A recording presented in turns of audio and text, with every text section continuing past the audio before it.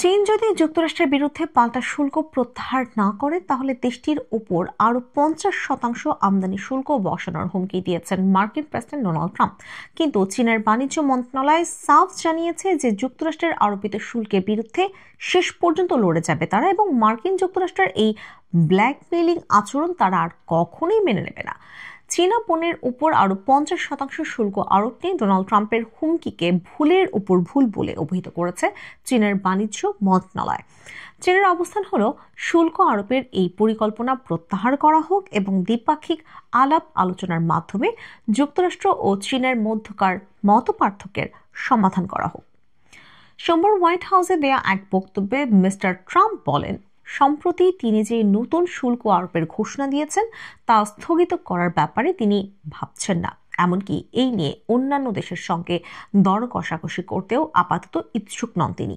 এর আগে এরকম কিছু আলাপ সামনে এসেছে যে যুক্তরাষ্ট্র 90 দিনের জন্য নতুন আরোপিত শুল্ক স্থগিত করতে পারে। এই দাবিকে হোয়াইট হাউস ভুয়া খবর বলেছে। শুল্ক স্থগিতের সম্ভাব্যতার বিষয়ে ডোনাল্ড ট্রাম্প বলেন, আমরা সেটার কথা ভাবছি না। অনেক দেশ আমাদের সঙ্গে চুক্তি করতে আসছে আর এগুলো হবে ন্যায্য চুক্তি। মিস্টার ট্রাম্প হুঁশিয়ারি দেন, যদি চীন মঙ্গলবারের মধ্যে তাদের পাল্টা শুল্ক প্রত্যাহার না করে তাহলে তিনি চীনা পণ্যের উপর 50% অতিরিক্ত শুল্ক আরোপ করবেন। এটি কার্যকর হলে যুক্তরাষ্ট্রের চীন থেকে নির্দিষ্ট কিছু পণ্য আমদানিতে মোট শুল্ক হার দাঁড়াবে 104%। নিজের সামাজিক মাধ্যম ট্রুথ সোশ্যালে দেয়া এক পোস্টে তিনি এই বাড়তি শুল্ক আরোপের ঘোষণা দেন। গত শুক্রবার চীন যুক্তরাষ্ট্রের পণ্যে 34% পাল্টা শুল্ক আরোপ করে। গত 2 এপ্রিল, যেটিকে ডোনাল্ড ট্রাম্প মুক্তির দিন হিসেবে আখ্যা দিয়েছিলেন, মিস্টার ট্রাম্প চীনের পণ্যের উপর 34% শুল্ক আরোপের ঘোষণা দেন। যুক্তরাষ্ট্রের প্রায় সব বাণিজ্যিক অংশীদারের উপর আরোপিত ন্যূনতম 10% শুল্কের অংশ হিসেবেই চীনের ওপরও তখন এই শুল্ক আরোপ করা হয়েছে। কিন্তু এর আগে গত মার্চেও চীনা পণ্যের উপর 20% শুল্ক আরোপ করা হয়েছিল। এখন যুক্তরাষ্ট্র যদি আবারও চীনের উপর এই 50% অতিরিক্ত শুল্ক আরোপ করে তাহলে চীনা পণ্যের উপর আরোপিত এই মোট 104% শুল্ক চীন থেকে যুক্তরাষ্ট্রে পণ্য আমদানি করা মার্কিন কোম্পানিগুলোর জন্য এক বিশাল বোঝা হয়ে দাঁড়াবে। মিস্টার ট্রাম্প বলেন, আমি আগেই সতর্ক করেছিলাম যুক্তরাষ্ট্রের বিরুদ্ধে যদি কোনো দেশ পাল্টা শুল্ক আরোপ করে তবে তারা সঙ্গে সঙ্গে নতুন ও অনেক বেশি হারে শুল্কের মুখোমুখি হবে। এই প্রতিক্রিয়ায় চীন বলেছে, চীনকে চাপ বা হুমকি দিয়ে কখনোই লাভ হবে না।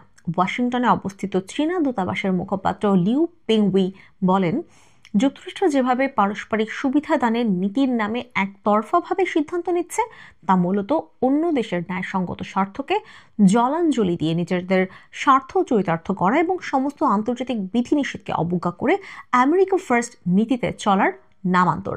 তিনি আরো বলেন, এটা এক ধরনের একতরফাবাদ এবং সংরক্ষণবাদ এবং অর্থনৈতিক নিপীড়ন। মিস্টার ট্রাম্প আরো বলেন, কিছু শুল্ক স্থায়ী হতে পারে, আবার কিছু কিছু নিয়ে আলোচনা সম্ভব। আমাদের $36 ট্রিলিয়ন ঋণ রয়েছে উল্লেখ করে তিনি বলেন, যুক্তরাষ্ট্র চীন সহ বিভিন্ন দেশের সঙ্গে ন্যায্য ও ভালো মানের চুক্তি করার ব্যাপারে আলোচনা করবে। তিনি আরো বলেন, এখন সময় আমেরিকা ফার্স্টের, অর্থাৎ যুক্তরাষ্ট্রের স্বার্থ দেখার। যুক্তরাষ্ট্র ও চীনের মধ্যে ক্রমশ বাড়তে থাকা এই উত্তেজনা বিশ্বজুড়ে বাণিজ্য যুদ্ধের আশঙ্কাকে আরো জোরালো করেছে। পণ্য রপ্তানিতে চীনের অন্যতম প্রধান গন্তব্য মার্কিন যুক্তরাষ্ট্র হওয়ায় এই অতিরিক্ত শুল্ক চীনের উৎপাদকদের জন্য একটি বড় আঘাত।